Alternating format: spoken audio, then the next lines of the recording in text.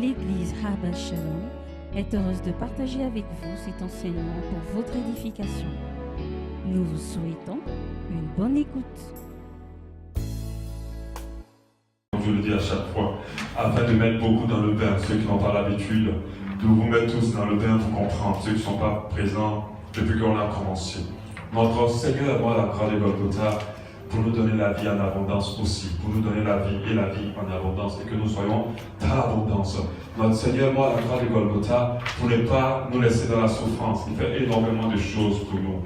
Quand nous avons observé le ministère de Jésus, nous avons beaucoup regardé un seul pan de son ministère, c'est-à-dire ce pan-là du royaume de Dieu est là, du salut plutôt, ce pan-là de la victoire sur l'ennemi, le combat spirituel et tout ça. Mais nous avons évité, nous n'avons pas tourné vraiment nos regards sur le pan de la démonstration de la puissance de Dieu. Alléluia. Au travers de la vie de Jésus, beaucoup de choses extraordinaires se sont passées.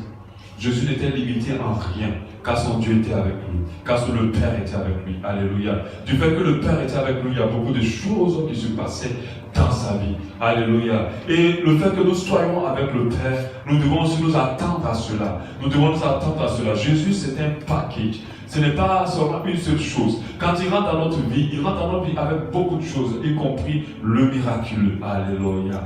Y compris cela. Mais le miraculeux ne s'expérimente pas, on ne s'active pas n'importe comment. Ne s'expérimente pas, on ne s'active pas comme ça, en croisant les doigts ou en dormant. Il faut des principes pour les activer. Et en observant bien la vie et le ministère de Jésus, on peut comprendre certains de ces principes. L'un de ces principes, on a dit, c'est par Jésus déjà que c'est possible. Alléluia. En dehors de Jésus, il n'y a pas de possibilité d'avoir accès à ce que Dieu veut nous donner. Que ce soit le salut, que ce soit la puissance, que ce soit les miracles, que ce soit les prodiges. Ce n'est pas possible. Depuis qu'il est mort à la croix de Golgotha, la donne a changé. Ce n'est plus n'importe comment, mais c'est au travers de Jésus. Nous avons compris aussi que le miracle est possible par la puissance du Saint-Esprit, par le Saint-Esprit en nous. Parce que le Saint-Esprit est la représentation de Dieu dans notre vie et nous sommes son temple. Et c'est possible. Mais nous avons compris aussi que le miracle s'active par la foi. Si tu ne crois pas que Dieu est capable, alors Dieu ne sera pas capable. La parole de Dieu dit qu'il est le consommateur de la foi. Si tu crois qu'il peut faire, alors il fera. Je n'ai pas dit il va pouvoir, il va peut-être le faire. J'ai dit si tu crois qu'il peut faire, alors il le fera. Donc il faut que tu crois réellement dans ton cœur qu'il peut faire et tu le verras faire et il le fera réellement. C'est pour ça que chaque enfant de Dieu ne doit pas marcher et avancer par la vue. On doit marcher et avancer par la foi. La foi va démontrer ton niveau d'expérience, ton niveau de miraculeux. Plus tu croiras, plus tu verras. Ce qui fait la différence entre différents types de chrétiens, c'est aussi la foi. Alléluia. C'est pour ça qu'on a vu récemment, il faut croire. Je ne sais pas qu'est-ce que tu vis, dans quoi tu es. Mais j'aimerais te dire qu'avec Dieu, tout est possible. Rien ne lui est impossible. Il faut que tu crois dans ton cœur complètement, sincèrement. Et que tu ne doutes pas. Je ne sais pas quelle est la montagne qui est élevée dans ta vie, qui te dépasse. Et que tu penses qu'il ne pourra pas être enlevé. Avec Dieu, cette montagne a cette capacité d'être déplacée. Mais à condition que tu le crois. Alléluia. Aujourd'hui, nous allons voir un quatrième principe du miraculeux. Le quatrième principe du miraculeux, c'est par la prière. Notre verset de base ici est un verset très très court. Et je pense que peut-être le second verset court après Jésus pleura. 1 Thessaloniciens 5, 17, il dit priez sans cesse. Priez sans cesse. Priez sans cesse. Si on vous donne ce thème et que vous le lisez ce sujet avec le Saint-Esprit, vous allez comprendre que ce n'est pas un verset de 3 mots, mais qu'il y a tout un énorme panoplie infini d'enseignements dans cela. Dans le fait de voir prier sans cesse, il y a une panoplie d'enseignements à travers de ce verset, dans ce verset. Et parmi ces enseignements, il y a le miraculeux. Alléluia. Parmi ces enseignements, il y a le miraculeux. La puissance du nom de Jésus dans la vie des croyants est conditionnée par la foi. Ça, c'est une réalité. Si tu crois, tu deviens plus puissant. Si tu ne crois pas, tu seras moins puissant. Mais la foi, elle est alimentée, maintenue, développée par la prière. Alléluia. La foi ne se développe pas comme ça. C'est vrai qu'il y a la parole qui alimente la foi. Mais la prière la maintient. La prière la huile. La prière la garde. La prière la maintient. La prière entretient nos foi. Ça, une vie de prière constante. Un enfant de Dieu est fait. Ça, une vie de prière régulière et intense. Un enfant de Dieu ne peut pas être puissant. Parce que si tu ne pries pas, ta foi même aura un problème. Le Saint-Esprit aura un problème en toi, aura un problème. Ta connexion avec Dieu aura un problème. Tous ces principes-là, ce n'est pas qu'un fonctionne en dehors de l'autre. Si tu viens à Jésus et que le Saint-Esprit n'opère pas, Jésus n'est pas sur terre pour opérer. C'est le Saint-Esprit qui opère. Mais pour que le Saint-Esprit s'active, il faut la foi. Ce sont des principes qui sont tous soudés entre eux-mêmes. Mais pour que la foi soit entretenue et gardée, il faut la vie de prière. Je ne vais pas parler des autres, mais j'en parlerai au fur et à mesure. Une personne qui ne prie pas, qui n'a pas de vie de prière, est faible. Une personne qui ne prie pas, qui n'a pas de vie de prière, est aveugle. Ne verra pas beaucoup de choses. C'est pour ça que les 3 jours de jeûne et la veillée, on a parlé beaucoup pour que les gens comprennent qu'il est très important, très nécessaire d'entretenir notre relation avec Dieu. Ne soyez pas des martyrs. Les martyrs, c'est ceux-là qui font beaucoup. Ils viennent à l'église, ils suivent les cultes de l'église, ils suivent les enseignements, ils chantent, ils prient, ils font plein de choses. Bon, pas ils prient, ils font plein de choses, mais ils n'ont pas de vie personnelle de prière. À la maison, ils ne prient pas. Ils ne font pas, ils ne prient pas. Tu ne peux pas être puissant. Tu ne peux pas. On ne peut pas prier peu, ignorer la vie de prière et vouloir voir grand avec Dieu. Ce n'est pas possible. Amen. Si tu ne pries pas, tu ne peux pas espérer voir grand, ou avoir grand, ou agir grand, ou vouloir vivre une vie miraculeuse. Si tu veux voir Dieu puissamment dans ta vie, tu dois comprendre que ta vie doit s'associer à ce verset-là de prier sans cesse. Dans la prière sans cesse, il y a tellement de choses que vous ne pouvez pas imaginer. Mais vous voyez qu'il y a une chose qui est très difficile à faire pour le croyant, c'est la prière. Très difficile. On peut faire beaucoup de choses, mais quand on dit prière, c'est la partie du film de la marche chrétienne que d'autres n'aiment pas. Mais vous savez pourquoi? Parce que c'est la partie du film de notre vie chrétienne que le diable n'aime pas. Il n'aime pas cette partie-là. Tu peux prendre la Bible, il faut lire. Comme l'Éthiopien, il a lu, il ne comprenait rien. Il n'y a pas de problème. Mais quand tu commences à prier, le diable n'est plus en paix. Quand tu commences à avoir une vie de prière, il n'est plus tranquille.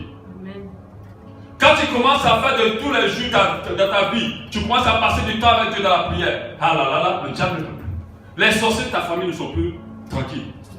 Tous ceux qui veulent te détruire ne sont plus tranquilles. Parce que tu es en train de toucher à quelque chose de puissant. Le royaume de Dieu est forcé. Ce sont les violents qui vont avoir accès. Je vous le dis, je vous le rappelle. Ce n'est pas en sifflotant, croisant nos pieds qu'on va atteindre cette dimension de miraculeux. Jésus a payé le prix, mais nous avons aussi un prix à payer. Le prix de la foi, le prix de la prière. La mort de Jésus symbolise seulement qu'il le fait, qu'il est venu ouvrir la porte qui était fermée. Il dit voilà le chemin pour maintenant rentrer à Dieu. Mais ce n'est pas lui qui va te soulever pour te faire rentrer par ce chemin-là. C'est à toi de te lever et de persévérer vers ce chemin. Et d'y rentrer. Et beaucoup n'ont pas compris. Ils sont là, ils n'ont pas de vie de prière. Ils ne prient pas du tout. Et ils se disent enfants de Dieu. Si tu es enfant de Dieu, tu dois aimer la présence de Dieu. Si tu es enfant de Dieu, tu ne vas pas te lever en train de faire des choses en haut, en bas, sans avoir parlé à ton Dieu. Parce que la prière, c'est parler à Dieu. Tu ne peux pas entamer des choses sans avoir parlé à ton Dieu. Pourquoi les enfants de Dieu voient moins? Pourquoi ils se trompent beaucoup? Pourquoi ils vivent des difficultés? C'est parce qu'ils ne prient pas. Du moins, c'est parce que si certains ne prient pas bien. On va voir vraiment ça pendant ces 2 dimanches. La vie dans le miraculeux, que ce soit l'expérience ou l'opéré, c'est généralement la conséquence d'une vie de prière. Chacun généralement, parce qu'il y a des gens qui ont des dons de miraculeux, mais qui ne sont pas des personnes de prière. Parce que c'est un autre, peut-être c'est un autre élément. Parce que Dieu ne se répand pas de ses dons. Mais généralement, si tu veux rentrer dans une dimension de puissance, on ne peut pas séparer ça avec une vie de prière. Tous ceux que vous voyez qu'ils opèrent dans la dimension de puissance, ce sont des personnes d'abord de prière. Ceux qui opèrent dans la dimension du miraculeux, ce sont des gens de puissance. Qu'est-ce que tu vis? Tu penses que ça va prendre devant Dieu que ça va se passer? Rien ne va se passer. Commence à prier. Commence à prier. Commence à persévérer dans la prière. Commence à appliquer ce verset-là. Prier sans cesse. Quand tu vas commencer à prier sans cesse, les démons ou les influences démoniaques ou les influences bizarres vont commencer à être ébranlés. Leurs fondements vont être ébranlés. Sans t'en rendre compte, leur forteresse se détruira. Alléluia. Sans t'en rendre compte, leur forteresse se détruira. Alléluia. Toutes les personnes qui opéraient dans le miracle de la parole de Dieu étaient des personnes de prière. Étaient des personnages de prière. Passaient du temps dans la présence de Dieu. Priaient énormément. Et parmi ces personnes, nous avons Jésus. Notre modèle par excellence. Nous avons Jésus, notre modèle par excellence. Avant d'entamer son ministère, il s'est retiré pour prier 40 jours, 40 nuits. Il s'est retiré pour passer du temps dans la présence de Dieu. C'est à partir de là que Jésus a commencé à opérer les miracles. Il n'en faisait pas avant. C'est à partir de là que Jésus a déployé la puissance. C'est à partir de ce moment-là. Il n'était pas dans le désert, en train seulement de je ne sais pas quoi. Mais il priait. Il parlait avec son Dieu. Il passait du temps avec lui. Vous ne pouvez pas opérer dans cette dimension du miraculeux, de la puissance de Dieu. Si vous n'avez pas de vie de prière. Moi, la majorité des informations que je reçois du Seigneur, c'est dans la prière. Pendant que tu es en train de prier, surtout quand tu parles en langue, c'est pour ça que je prie que tu sois baptisé en langue. Je souhaite que tu sois plutôt baptisé du Saint-Esprit et que tu parles en langue. Pendant que je parle en langue, je reçois des informations de tout type. Que ce soit des orientations, que ce soit des avertissements, que ce soit des révélations, tu les reçois. Et tu déjoues les plans des ténèbres. Mais si tu ne pries pas, à quel moment Dieu va te révéler des choses? À quel moment tu vas rentrer dans la dimension du miraculeux?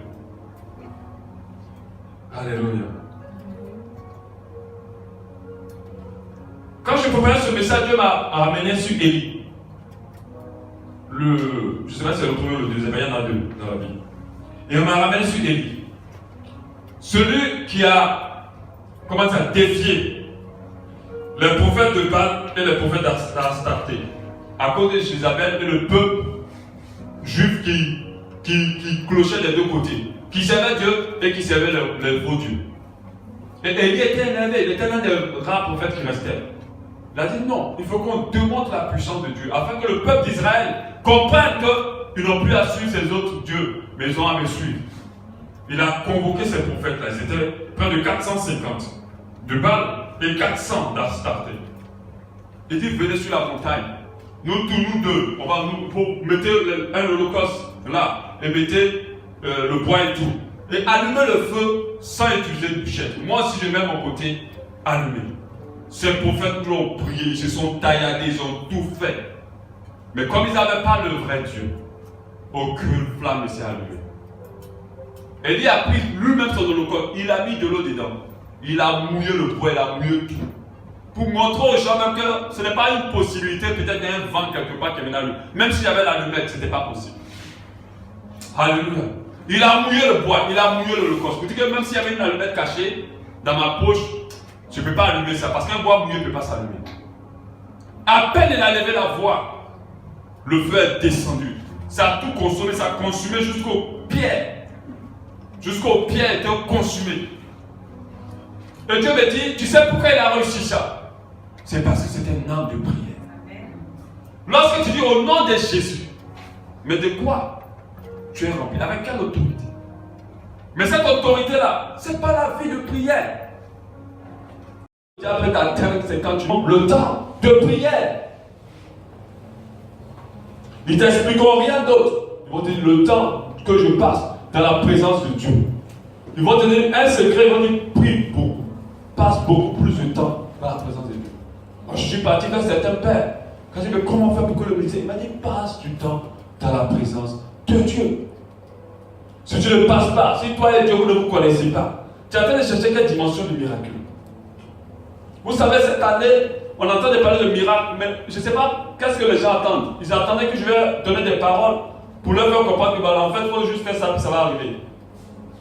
Il faut donner de toi. Il faut vraiment donner ta vie. Il faut être connecté à Dieu. Il faut croire que c'est possible. Alors cela sera possible. Si tu ne passes pas du temps avec Dieu, ne t'étonne pas que tes situations perdues. Si tu ne passes pas du temps avec Dieu, ne t'étonne pas que ta bouche, c'est-à-dire que tes proclamations n'ont aucune puissance. D'autres pensent qu'il faut donner de l'argent pour activer simplement le miraculeux. C'est vrai que dans certaines dimensions, oui, c'est le cas. Mais ce n'est pas tout le temps. La vie de prière, la consécration est indispensable pour un revêtement de puissance. Indispensable. On va prendre un cas dans la parole de Dieu, l'histoire de Dorcas, de Tabitha. Acte 9, 36. Il y avait à Joppé parmi les disciples une femme nommée Tabitha, ce qui signifie Dorcas. Elle faisait beaucoup de bonnes œuvres, peu de monde. Elle tomba malade en ce temps et mourut. Après l'avoir lavée, on la déposa dans une chambre haute. Donc Dorcas est mort, on l'a lavé, on l'a trouvé dans une chambre haute. Comme Lydie est près de Joppé, les disciples ayant appris que Pierre s'y trouvait, envoyèrent 2 hommes vers lui pour le prier de venir chez eux sans tarder. Donc comme Dorcas et moi on l'a déposé, mais on savait que Pierre n'était pas loin, on a envoyé 2 hommes vers Pierre pour qu'il vienne. Pour qu'il vienne sans tarder. Pierre se leva et partit avec ses hommes. Lorsqu'il fut arrivé, on le conduisit dans la chambre haute. Toutes les veuves entouraient Dorcas en pleurant et lui montraient les tuniques et les vêtements que faisait Dorcas pendant qu'elle était avec elle. Donc, on envoie Pierre, on dit, voilà les morts, les femmes pleuraient pour dire, cette femme, elle était tellement bonne, elle a fait, voilà les amis qu'elle a fait pour nous, voilà les choses qu'elle a fait pour nous, ainsi de suite. Mais quand elle était la réaction de Pierre, il a fait quoi? Pierre fit sortir tout le monde, il se mit à genoux, pria. Amen. Il se mit à genoux, pria. Puis, se tournant vers le corps, il dit, Tabitha, lève-toi. Et qu'est-ce qui s'est passé quand il dit ça? Elle ouvrit les yeux et ayant vu Pierre, elle s'assit. Il lui donna la main et la fit lever. Il appela ensuite les saints et les veuves et leur présenta vivante. C'est un miracle qui s'est produit. J'ai dit le miracle, c'est lorsque une action pas naturelle se produit. Le miracle n'est pas naturel. Normalement, dans la nature, quand tu meurs, tu es mort. Amen. Le miracle, quand tu meurs, on peut te ramener à la vie. Mais qu'est-ce qu'il a fait, Pierre? Il n'est pas venu pour dire seulement à la femme, lève-toi. Il a prié. Mais ce n'est pas la prière seulement qu'il a fait ce jour-là qui a intervenu. Mais c'était la vie de prière qu'il avait déjà. C'était la vie de prière qu'il avait déjà. On se rappelle qu'il montait en haut des toits, il priait. Eux passaient du temps dans la prière. À quel moment les disciples ont été revêtus de la puissance de Dieu? Prière. Le jour de la Pentecôte. On dit restez là, mais c'était pas rester là en croisé à manipuler les hommes et puis attendre pour dire bon, on attend ce qu'on nous a promis. Ils étaient entrés dans une ferveur dans la prière. Ils étaient en train de prier jusqu'à ce qu'ils voient ce qui doit se passer. Et c'est à partir de là que quelque chose s'est passé. Alléluia. Je vais demander à Jenny de m'apporter les différentes choses dont j'ai besoin. Pour vous démontrer quelque chose d'assez important. Alléluia. Pour vous démontrer quelque chose que vous devez réaliser absolument. Alléluia. Concernant la prière. Parce qu'après les gens se disent, mais pourquoi on doit prier? Tu laisses les deux là. Amen. Tu peux me tenter. Merci. Merci à vous. À chaque fois que tu pries, tu es rempli du Saint-Esprit. Mais la prière d'abord une première action, l'action de la purification. Quand tu pries, tu es purifié. Ici, ce verre représente quelqu'un qui est sale. Est-ce que vous voyez? Ça représente quelqu'un qui est sale. Donc vous voyez qu'il est noir. À chaque fois que tu pries, tu es rempli du Saint-Esprit.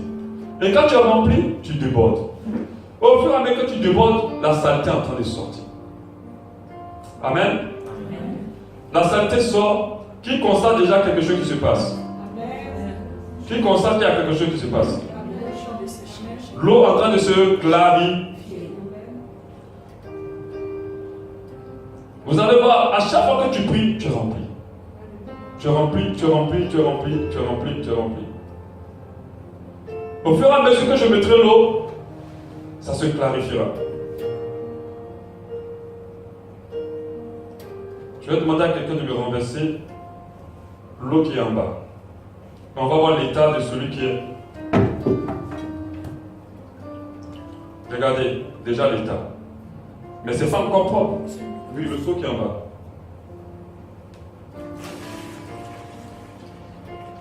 Tu peux me le replacer, s'il te plaît? Donne-moi une autre bouteille ouverte, s'il te plaît. Quand tu pries, tu es rempli du Saint-Esprit et tu débordes. Quand tu débordes, l'eau qui coule en dehors du verre s'appelle le revêtement.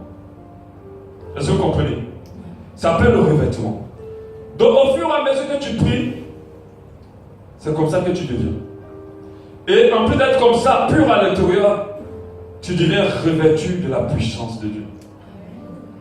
Et vous devez comprendre qu'un enfant de Dieu doit constamment prier. Tu ne peux pas avoir l'action de la purification de ton être complet si tu ne passes pas le temps dans la prière.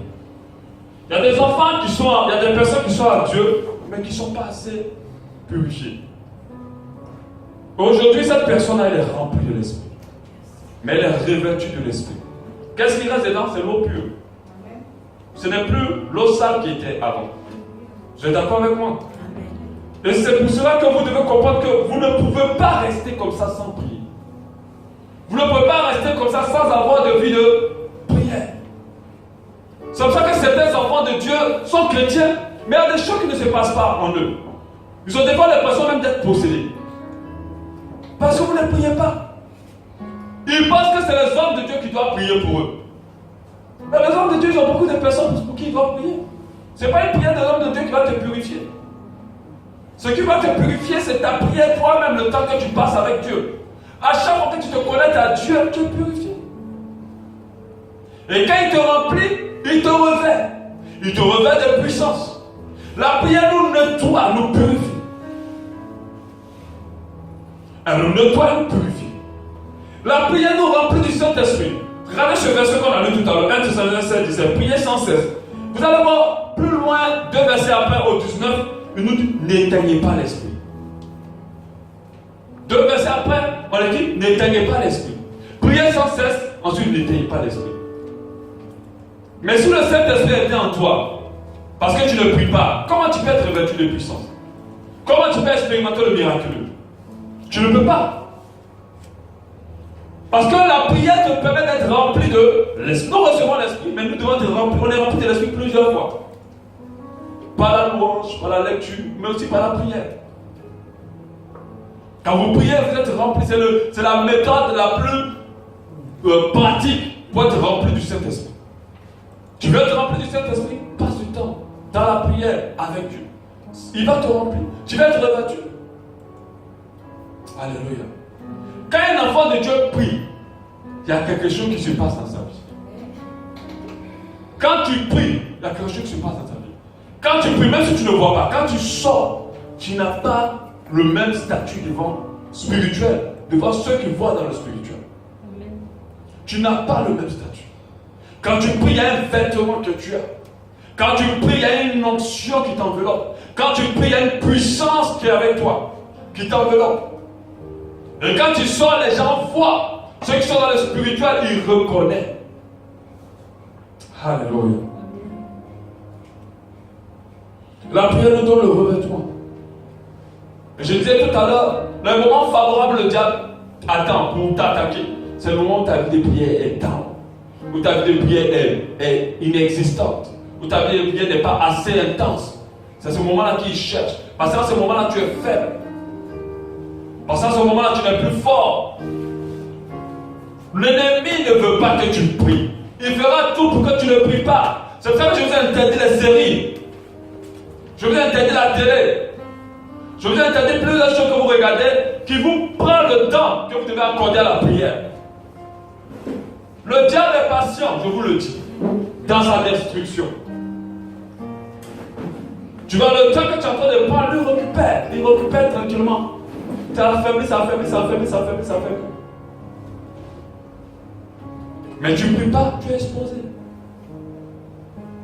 Un démoniaque parlait de la lumière des enfants de Dieu.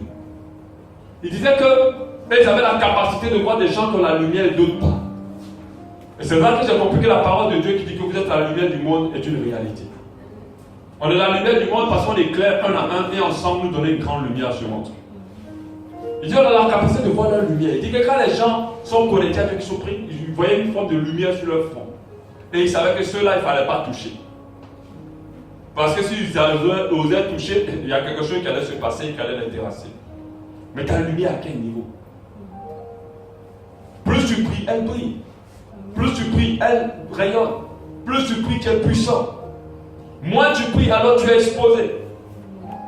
Et tu dois réaliser cela. Quand on lit dans la parole de Dieu, on a vu qu'après les 40 jours, à Luc 14, Luc 4, 13, après l'avoir tenté de toutes les manières, le diable s'éloignant de lui jusqu'à un moment favorable. Donc le diable s'éloignait de Jésus jusqu'à un moment favorable. Mais tenté où? Dans le désert, pendant qu'il priait. Le diable s'éloignait de lui jusqu'à un moment favorable. Le diable ne te laissera jamais. Ne te dis pas, comme je disais la dernière fois dans le séminaire, on ne fait pas d'économie de prière. Il n'y a pas d'économie.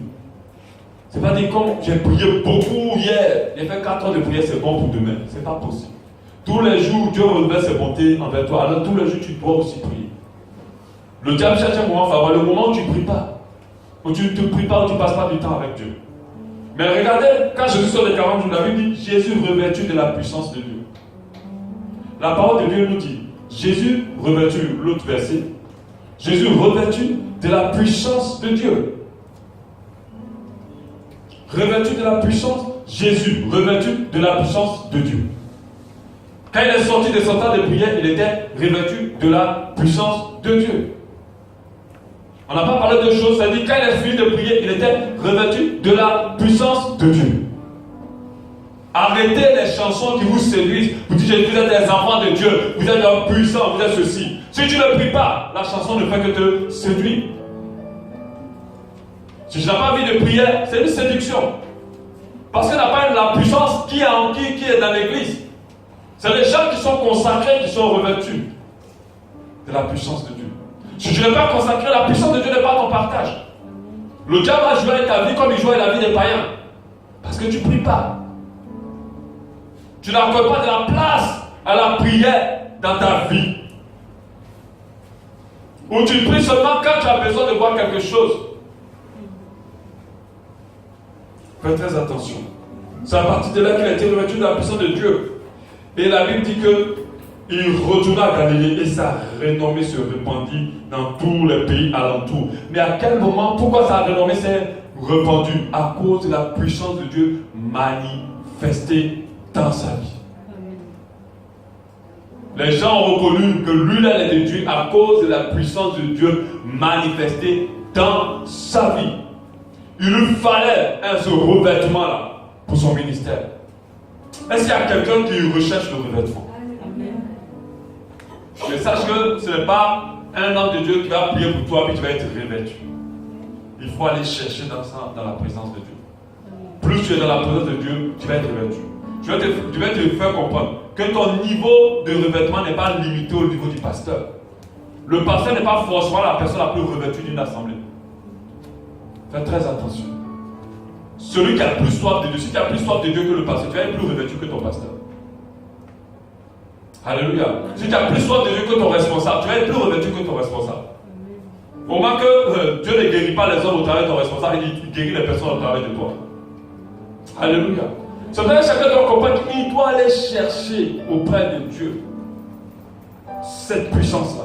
Il doit l'activer. Elle est déjà en lui, mais elle est activée par cette connexion avec le Seigneur. Si tu n'as pas de connexion, ce n'est pas possible. Tu vas perdre ton temps, tu vas croire. Ne vous laissez pas séduire. Moi, la fille de Jésus, elle ne prie quoi encore? Ça fait près de 4 mois que tu ne pries même plus. Tu es la fille de Jésus depuis quoi? Parce qu'il y a d'autres qui disent tout fièrement avec l'orgueil religieux. Moi je suis, c'est pas où. Moi je suis la fille de Jésus, mais tu ne pries même pas. Tu vas être étonné que la fille de Jésus va échouer. Je suis le fils du Très-Haut, c'est bien. Mais le Très-Haut ne te connaît pas. Parce que tu ne passes pas du temps avec lui, tu ne pries pas. Tu ne pries pas. Tu ne pries pas. Quand je dis ça, c'est que ça résonne dans le cœur de quelqu'un. Tu ne pries pas. Tu ne pries pas et tu veux voir. Si tu ne pries pas, tu ne le verras pas. Est-ce que quelqu'un veut de cette dimension miraculeuse? Est-ce que tu aspires à ce niveau-là? Sache que ce n'est pas la sorcellerie, c'est quelque chose que Dieu a mis pour toi. C'est quelque chose que Dieu a disposé pour toi, pour que les anges sachent que tu adores un vrai Dieu. Tu n'es ni allé danser sur le gaga. Tu n'es ni allé faire l'initiation quelque part. Tu n'as pas un parent puissant, mais on ne comprend pas pourquoi tu avances. Parce que tu es connecté à Dieu. Parce que tu passes du temps avec lui. Parce que tu as fait de lui ta nourriture. Parce que tu as fait de lui quelqu'un, ton compagnon de tous les jours. Parce que tu passes du temps dans la prière. On devient dangereux pour Satan lorsqu'on prie. Et les démoniaques reconnaissent ceux qui prient.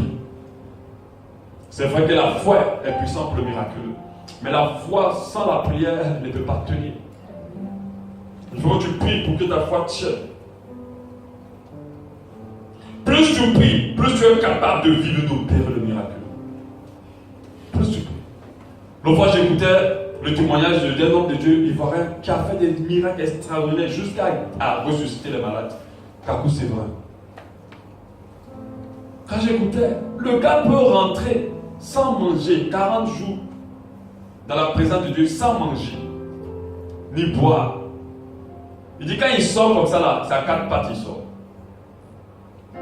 Mais comment Dieu ne va pas être puissant dans la vie de ce monsieur? L'autre fois qu'on était avec l'apôtre Bianco, il dit qu'il faisait la même chose, il dit deux fois même. Tellement il restait dans la présence de Dieu sans manger ni boire.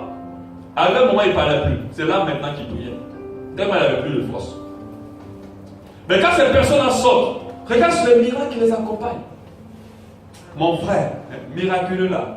Ce n'est pas un truc comme ça que tu prends comme arrache le miracle. Non. Hein. Il faut payer le prix du miracle.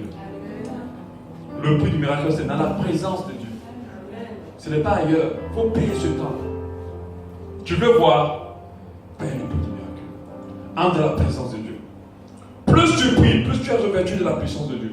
Pour accomplir des miracles et vivre le miraculeux. Plus tu pries. Plus tu pries, tu verras. Plus tu pries, tu vas voir Dieu intervenir. Plus tu pries, tu verras Dieu agir. Plus tu passes du temps dans sa présence, ta main, ce que tu vas faire sera puissant. Tes paroles seront puissantes. Il m'arrive des fois de dire quelque chose sans pleine conviction. Mais parce que je l'ai prononcé, je vois la chose se manifester. Mais qu'est-ce qui permet ça? C'est la prière. Arrête de pleurer. Arrête de te battre toujours avec la même situation. De voir, quand j'ai quitté en RDC, Dieu m'a dit, ne parle plus, prie. C'était que tout mon séjour là-bas était, voilà la conclusion que Dieu m'a dit. Il dit, ne parle plus, prie. Ne te bats plus, prie. D'autres pensent que la même manière de résoudre les choses, c'est de faire asseoir l'autre et lui faire expliquer comment il a tort et qu'on a raison. Il faut laisser ça. Laisse l'autre avoir la raison. Vous savez, les enfants de Dieu n'ont rien à faire avec la raison. Amen. Parce que notre Dieu est un Dieu de justice. Amen. Et rentre dans la présence de Dieu. Tu m'as provoqué. Moi, je vais dans ma présence de mon Dieu. Je tort, c'est bon. Et Dieu me disait récemment, il m'a dit, ne t'occupe pas de ta réputation. Ne t'occupe même pas de ça. La réputation, c'est les hommes qui peuvent la faire. Mais elle peut être bonne ou mauvaise. Il dit, laisse-moi faire ta renommée. Il dit que moi seul je fais la renommée. Aucune personne ne peut faire une renommée. Il dit, c'est moi qui gère la renommée des gens. Et la renommée est toujours bonne. Amen. On ne dira pas quelqu'un une mauvaise renommée. C'est plutôt une bonne renommée. Il dit, moi je m'occupe de la renommée. Mais il y a certains qui se battent. Ils n'ont pas compris que des fois il faut laisser. On a dit, c'est toi qui as fait, non, oui, c'est moi, prends. Va seulement dans la présence de Dieu. Les mêmes personnes qui ont dit c'est toi Dieu, donc on dit que en fait c'était pas toi, on a finalement. Amen. Mais comme tu ne veux pas laisser ta réputation sale, tu vas te battre jusqu'à. Et puis ça va bien se salir encore. C'est là qu'on va dire maintenant c'est maintenant toi. Alléluia. Apprends à prier. Arrête de parler. Arrête de t'inquiéter. Arrête de te soucier. Rentre dans la présence de Dieu. Prie. Lorsque tu commences à prier, il y a une puissance qui se déploie. Qui se déploie pour la situation, mais qui se déploie pour te revêtir. Apprends à prier. Apprends à te mettre au pied du maître et à lui mettre tout. Il a dit ne vous inquiétez pas. Quand ça ne va pas, viens seulement devant moi, parle-moi. Mais d'autres nous disent, oh, il faut que je reste, il faut que je fasse quelque chose. Oh, il y a quelque chose qui ne va pas. Laisse, prie. Quand Dieu va se lever pour ton cas, c'est là que tu vas comprendre que la prière n'est pas un jeu. Tu vas comprendre que la prière est une puissance. Alors, tu es en train d'avoir des soucis au travail. Il ne faut pas t'inquiéter. Prie. Ceux qui ont été scellés, eux, ils vont oublier ceux qui sont scellés. Ils vont changer la situation. Tu vas voir le miracle, c'est la prière. Passe du temps dans la prière. Vous savez, l'homme a pour reflet de toujours commencer d'abord à s'inquiéter, de toujours commencer d'abord à se défendre, de toujours commencer déjà à chercher qui peut l'aider. Et c'est comme ça que les gens fonctionnent beaucoup plus. Comme si on va te dire, oh, ton enfant, il a eu un accident. On prend le téléphone, on commence à appeler tout le monde. Hier, on avait qu'un miracle avec Alain. Alléluia. Il a été arrêté. Il n'a rien fait. Hein. On ne peut pas dire qu'il a fait quoi. Il n'a rien fait. Mais vraiment, une affaire bizarre voulait tomber sur lui. Et par la PJ. Quand on entend PJ, oh, on va le frapper, on va l'électrocuter, on va le mettre les trucs. Ça commençait dans tous les sens. Et les gens commencent à m'appeler d'un pasteur. On connaît telle personne. On dit laissez. On va d'abord aller sur place. Et puis il faut prier. Avant de sortir. On a prié. Quand je suis allé sur place, le gars de la PJ même n'avait plus rien. Alors, mon pasteur, tu vas partir avec lui. Amen. Amen. Or, j'étais déjà en train de faire les papiers pour l'enfermer. Alléluia. Vous ne savez pas ce que la prière peut faire. Amen. Je vous avais parlé la dernière fois, le jour où j'étais avec des amis pour quelque chose, et puis on m'annonce que mon papa ne se réveille pas. Il est décédé aujourd'hui, mais à l'époque, il ne se réveillait pas. Les gens dans le temps, ils respirent, mais ils ne se réveillent pas. Il y a quelque chose qui ne va pas. Quand on m'a dit ça, je voulais me précipiter. Je me suis mis de côté, j'ai prié. Mais je pouvais courir. On l'avait embarqué dans un hôpital où les gens disaient qu'il y a un problème de cœur, il faut qu'on l'ouvre le cœur. Or, il avait juste pris du somnifère. Et il n'arrivait pas à se réveiller parce que c'était trop fort le somnifère. Si je m'étais précipité sans avoir prié, peut-être qu'on aurait ouvert son cœur. Et puis, parce qu'il y a des hôpitaux qui tuent les gens, hein, faute médicale. Amen. Commencez toujours par la prière. Insistez toujours dans la prière. Finissez toujours avec la prière. Priez sans cesse. C'est au début, à l'intérieur et à la fin. Si vous vivez comme ça, si vous avez le reflet de la prière, vous allez voir comment les choses vont se produire dans votre vie. Vous allez voir comment les gens vont réaliser qui vous êtes. Vous allez voir comment Dieu va commencer à faire votre renommée. On va dire, mais la fille ici, là, ou la fille là, ou bien le monsieur là, vraiment, toi là, vraiment, tu as la chance, hein? C'est pas la chance. C'est la prière. C'est la prière. Je paye un prix auprès du Seigneur. Je suis constamment dans sa présence. Alléluia. Le dimanche prochain, on va s'arrêter là. J'espère que cette image-là vous est rentrée dans votre cœur pour comprendre qu'il faut prier énormément. Qu'est-ce que tu ne vas pas dans la... Tu es malade, tu as quelque chose qui ne va pas. Tu es oppressé par des démons. Quand tu seras rempli, toute la saleté sortira. Et tu seras purifié. Toutes les maladies partiront. Et tu seras purifié. Continue à prier. Dimanche prochain, je vais parler de la prière qui opère, qui bouscule le miracle.